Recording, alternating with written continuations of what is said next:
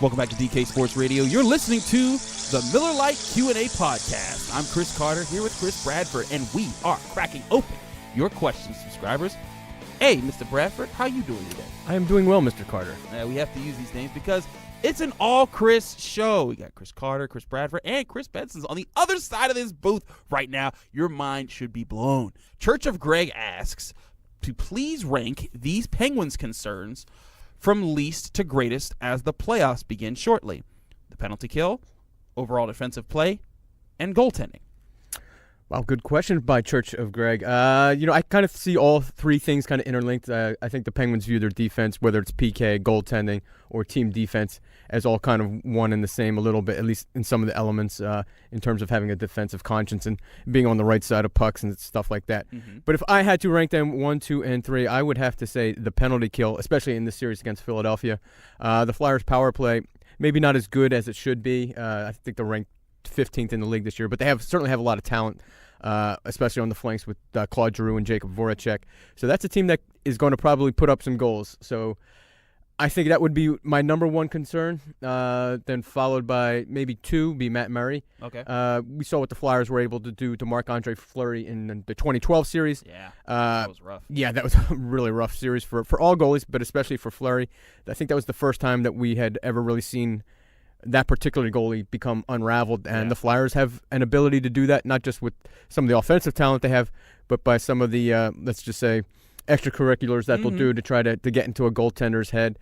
The team defense thing, I think that's an area where Mike Sullivan has addressed it repeatedly over the last few weeks because it has been not quite up to par, but the Penguins are a team that plays its best at the biggest moments, and this is obviously another big moment coming up for the Penguins, and I suspect that they will crack down on the defensive side of things. So you're thinking that the penalty kill is that much more important right now? Not that it's not always really important, but it's even more important facing the Flyers so that you can keep them from taking advantage of those type of moments.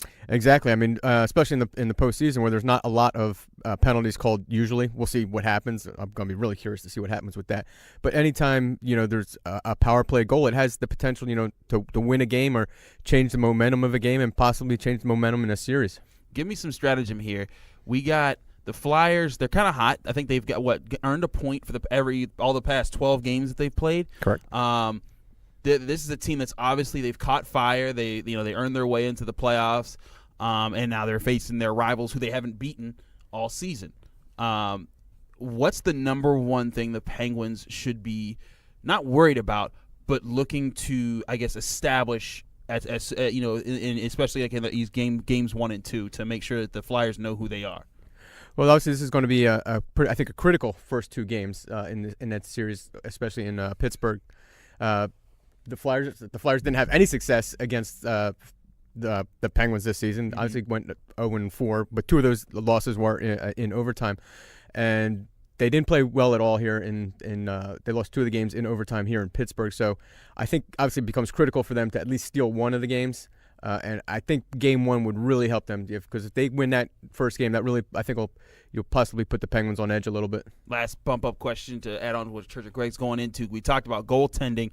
What do you think is going to happen here with Matt Murray, concussions and injuries, and Casey DeSmith just had a shutout against, yes, it was Ottawa, but do you think that we're going to see some Casey DeSmith predominantly in any point of these playoffs? Definitely not predominantly. I mean, that's the worst case scenario is if Casey DeSmith is in there. And no offense to Casey DeSmith. I mean, he did earn that job, but he is a backup, and if the Penguins are going to get to where they want to go, it's going to be Matt Murray again.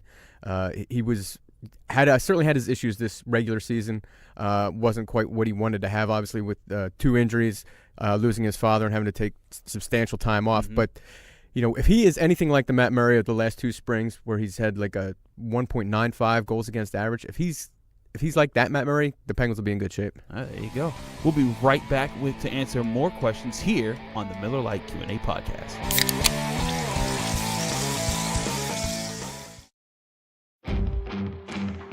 Miller Lite is the original light beer, and we'll always brew it to have more taste, with only 96 calories and 3.2 carbs. Because we believe that if you compromise on taste, you can taste the compromise. Miller Lite. Hold true. Great beer, great responsibility. 2018 Miller Brewing Company, Milwaukee, Wisconsin. Average analysis, 12 fluid ounces. Less than 1 gram protein, 0 grams fat. If you're one of the thousands of Western Pennsylvanians who love to get outdoors, then you need to check out this cool new website, stepoutside.org. Learn where, when, and how you can go camping, hiking, or hunting, or take part in power sports, shooting sports, or water sports in your local community or across the country at stepoutside.org, where everything you need to know is just a click away. That's stepoutside.org. What I want from my public accounting firm is big ideas. But I don't want to lose the personal attention. My company needs global capabilities. From a firm with local ownership. And I want to work with industry experts. Who take the time to understand my unique challenges. And that's what sets Schneider Downs apart.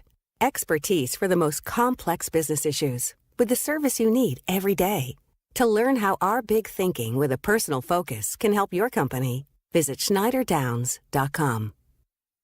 Injured in an accident? Need assistance in preserving your business's interests? Let the attorneys at Bassey, Vreeland & Associates protect your legal rights. For over 65 years, Bassey, Vreeland & Associates has been representing the citizens and businesses of southwestern Pennsylvania. With offices strategically located in Washington and Charleroi, Bassey, Vreeland & Associates can deliver results for you throughout the Pittsburgh area. Visit www.bmvlaw.com or call 724-228-7000 to see how Bassey, Vreeland & Associates can meet your legal needs. Bassey, Vreeland & Associates.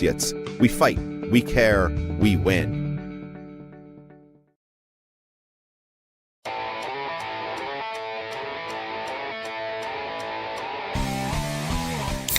Welcome back to DK Sports Radio. You're listening to the Miller Lite Q&A podcast. Chris Carter here with Chris Bradford, continuing to answer your questions. Let's crack open the last one for the day.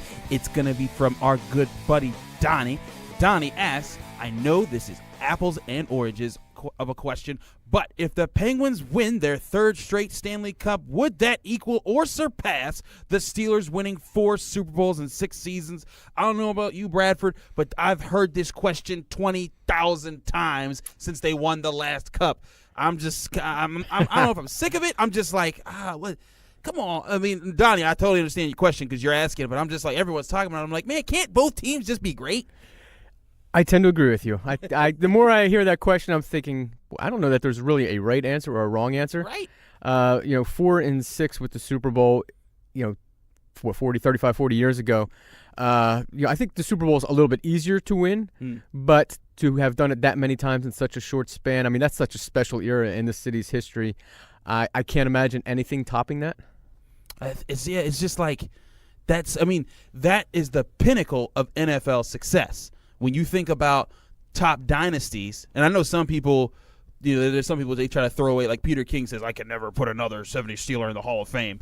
But like, and some people, but like 4 and 6, that's been the golden rule that no one can ever repeat that. And despite the Patriots, they've come close a few times, but they haven't been able to replicate it. And I mean, it established the dynasty of the 70s, and several people still argue that that's the greatest team that's ever been formed. But so it's tough to. Donnie's right. It is apples to oranges because I mean, and again, but I will say this: both teams built their franchises through similar situations. The Steelers were coming from just a long time of losing and amassed. They started picking really well, and they were able to amass those early picks and then build on them with more picks as they started to get good. The Penguins, they picked up Crosby, Malkin, Fleury, Letang, guys they were to pick up because they were so bad for so long, and they were in the position to pick these great players, similar to how the Steelers were able to get Green, Bradshaw, and Harris. Yeah, I mean, with the Penguins, it was like 11 great years, really. I mean, in the early 90s, they had that 11-year run where they made the playoffs, and then they had 5 years where they just horrible, awful, just hit rock bottom, and that rock bottom had helped them get the guys that have spawned this 12-year run that they're now on. But the more I think about this, it's one of those like, who was the best player when you were 12 years old? Right. The 70 Steelers are kind of the gold standard. That's the team your parents talk about as being the best ever. So maybe 30 years from now, if the Penguins do win 3 in a row and 4 and 9 or whatever it is, maybe I'll have a greater appreciation of it. But just for me, it would seem the Steelers is a little more impressive, although what the Penguins obviously have done is quite impressive. I just think with more time, maybe I'll appreciate it more. I mean, time always creates more opportunity for romanticism and looking back on things through more rosier colored lenses, and I think that's often what happens with anything in sports. When you talk about what would this team do against this team in different eras, I will say this. I don't know. I'm not a hockey aficionado. I don't do hockey. As the hockey, right? That hockey. But I keep up with the sport. I keep up with the Penguins mainly. But have the Penguins been a main influencer for the changing of rules to try and restrain the way that they play in this run of the past 9 years? Well, I think they certainly, over the last two, more so than the one in 2009, I think the way that they've played under Mike Sullivan has changed dramatically the way the game is played. I think the style, the speed of which it's played, the size of the players, I think, they may not be like the only reason for that, but they are probably the biggest reason why you see the game being played the way it is.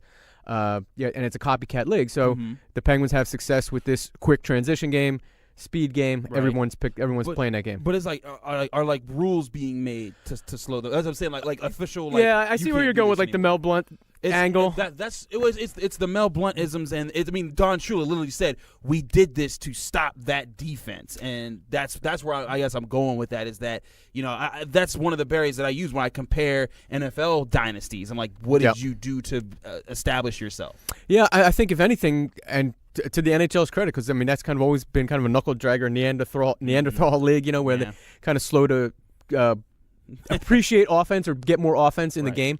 The Penguins have done it, especially the 09 team, really, maybe in spite of some of that stuff. But I think in recent years, especially this year, there's been a crackdown on slashing and some of the stick stuff.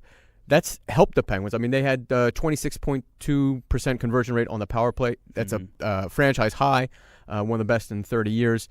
So I think, if anything, I think that the league is maybe giving a little boost. Oh, well, that's a little different. I will say this. I still, if someone sat me down in a chair and said you have to choose, gun in my head, I would pick the 70s Steelers. But to me, I feel like it's unfair to either because one, they're different sports, they're different playoff systems.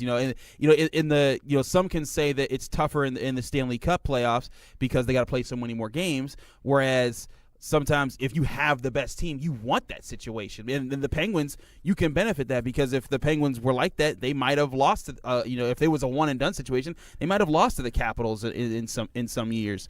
But I think because of how good they've been able to assert that over a course of 7 games and assure, like, hey, Crosby, Malkin, now Murray, we're able to say that we're the better team and prove it on the ice.